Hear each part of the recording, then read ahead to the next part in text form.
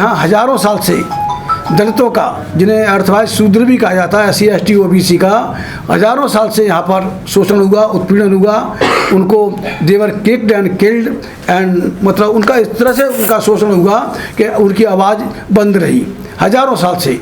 लेकिन मैं समझता हूँ कि UNO की स्थापना तो बहुत पहले हो गई थी, वो इंटरनेशनल ह्यूमन राइट की भी स्थापना बहुत पहले हो चुकी थी, हमारी देश की आज़ादी से पहले हो चुकी थी। लेकिन ये बात, ये आवाज़ जो भारत में जो मानवाधिकारों का जो उल्लंघन हुआ है, ख़ासतौर से SC ST OBC का और अब माइनॉरिटी के लोगों का भी, यहाँ मतलब ईसाइयों को, ईसाई पादरी हैं उनको, मिशनरी हैं उनको जिंदा जलाया जाता है, ननों के साथ बलात्कार किया जाता है, और मुसलमानों को तो आजकल मॉब लिंचिंग और दलितों को मॉब लिंचिंग में मार दिया जाता है। तो क्या इंटरनेशनल ह्यूमन राइट कमीशन गूंगा बहरा हुआ है कि उसको इंडिया में जो कुछ हो रहा है उन्हें पता नहीं? वो भी हजारों साल से, लगभग 100 साल से मुसलमानों के साथ में वही बदसलूकियाँ हो रही हैं, उनको मार दिया जाता है। अभी पिछले मैंने करीब 4-5 महीने से बराबर मैंने कई राज्यों का दौरा किया, वहाँ देखा कि किसी भी आदमी को, भाई गाय को माँ कहते हैं, गाय को माँ कहने वाले उसको हिफाजत से रखें, उसको हिफाजत से रखें। अगर उसको नंगा लावारिस खुला छोड़ देंगे तो कोई भी कुछ भी करेगा। और आप देख रहे हैं कि यहाँ दिल्ली के अंदर भी देख रहे हैं कि गाय कहीं कूड़ा करकट खा रही है, कहीं कुछ खा रही है, कोई सब्जी वाला उसको डंडा मार रहा है। और तो माँ तो बड़ा इज्जत वाला शब्द है, और माँ की उसी हिसाब से हिफाजत होनी चाहिए। हिफाजत आप नहीं कर पा रहे हो और कसूरवार दूसरों को ठहरा रहे हो।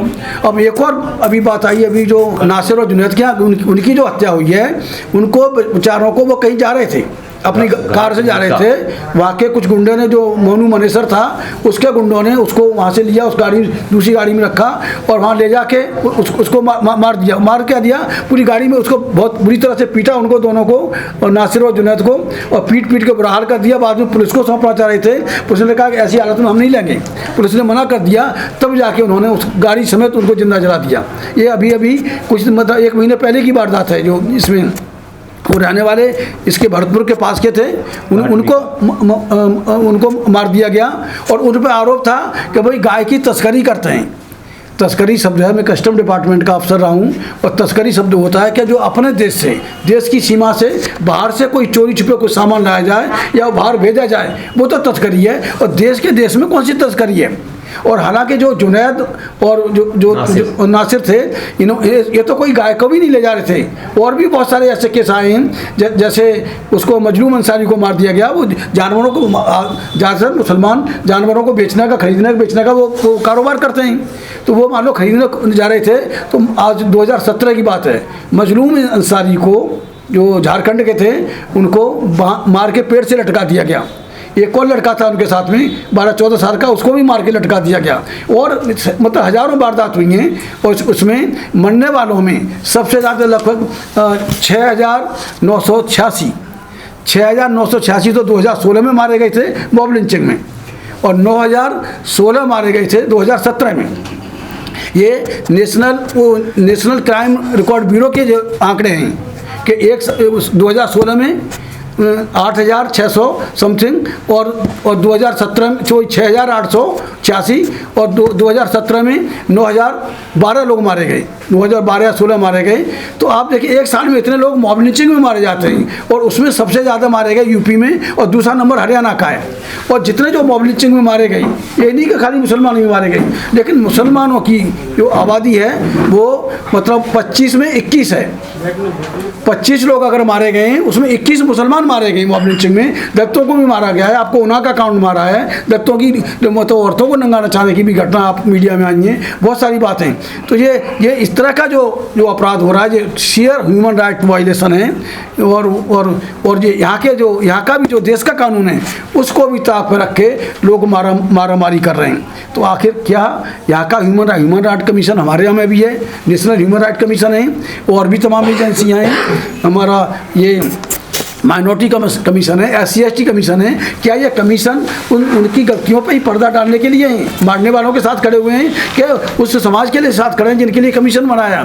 तो यहाँ जो भारत में जिस तरह से हो रहा है, मैं नहीं समझता पूरी दुनिया में कहीं और हो रहा हो। अगर हो रहा होता तो वो तो थम चुका है, लेकिन इंडिया में नहीं थमगा। और जब से BJP की सरकार आई है 2014 के बाद में, हालांकि मुसलमानों पर पहले दंगे होते थे, दंगों में मारे जाते थे, और दंगों में ज़्यादातर दलित और आदिवासी और पिछड़ों को इस्तेमाल किया जाता था। और आहिस्ता आहिस्ता जैसे ही दलित आदिवासियों पिछड़े समझने लगे कि मुसलमान कोई बाहर से नहीं आया, ये हमारे ही भाई हैं, तो उन्होंने इस्तेमाल होना बंद कर दिया। तो राइट बंद हो गए इस देश में। अब राइट नहीं हो पा रहे तो आतंकवाद के नाम पर मुसलमानों को मारा जा रहा है, और आतंकवाद की भी आवाज़ उठ गई पूरी दुनिया में। तो अब वो बॉब लिंचिंग के बारे में किसी भी एक आदमी को, दो आदमी को घर से निकाल लो, 50 लोग उसको घेर के उसको मार दें, कोई कुछ सुनने वाला नहीं। आप देखिए, और जहाँ तक रही बात न्यायपालिका की, न्यायपालिका भी न्याय नहीं कर रही है इन लोगों के साथ में, SC ST OBC और माइनॉरिटी के साथ में। 2 केस हैं। लक्ष्मणपुर बाटे का 1997 का कांड था। 97 में 58 दलित मारे गए थे रणवीर सेना ने, जो भूमि हरों की रणवीर सेना थी बिहार में, जहानाबाद में। अब 58 मतलब लेडीज, बच्चे और जेंट्स मारे गए थे। उसमें निचली अदालत ने 26 लोगों को फांसी की सज़ा दी, लेकिन उस फांसी की सज़ा के बाद में हाई कोर्ट ने उन्हें बाइज्जत बरी कर दिया। ऐसा ही कांड हुआ था 1900 मेरे ख्याल से 88-90 का है, 87 का है। इसमें मेरठ, मलियाना और हाशिमपुरा में हज़ारों मुसलमान मारे गए थे। वहाँ से गाड़ियों में भर के नदी उसमें गंगा और उसमें डाल दिए गए थे। उस केस में भी निचली अदालत ने 17 PSC के लोगों को मौत की सज़ा दी, लेकिन इलाहाबाद हाई कोर्ट ने उन्हें भी बाइज्जत बरी कर दिया। तो ह्यूमन राइट का वायलेशन सिर्फ वहाँ कुछ लोगों द्वारा नहीं हो रहा, कुछ अतिवादी लोगों के द्वारा नहीं हो रहा, यहाँ पूरा प्रशासन उनके साथ है, और पूरा प्रशासन के साथ में न्यायपालिका भी उनके साथ खड़ी हुई है। जिस तरह से जो 2 इंस्टेंस बताई हैं, 20-20 साल केस चलते हैं, और न्यायपालिका में जहाँ सबसे बड़ी बात क्या है कि आपको तारीख भी दी जाएगी तो कम से कम 100, 200, 500 तो दिल्ली में ले लिए जाते हैं। छोटे शहरों में भी 50 रुपये से कम लेके आपको अगली तारीख नहीं बताई जाती। तो करप्शन, जिस न्यायपालिका के जो करप्शन है, तो करप्शन भी एक बहुत बड़ी जो यहाँ का बहुत बड़ी बात है उसके लिए।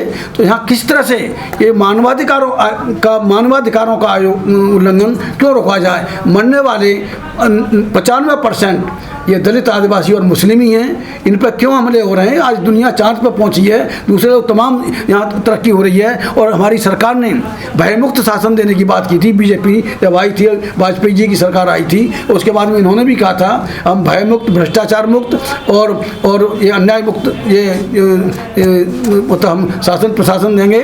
लेकिन जितना भ्रष्टाचार हुआ है अब हुआ है, और ख़ास तौर से पूरी संपत्ति सिर्फ 2 लोगों के नाम पर की जा रही है, अडानी अंबानी के नाम पर। तो ये सरकार क्या सिर्फ 2 लोगों के लिए है।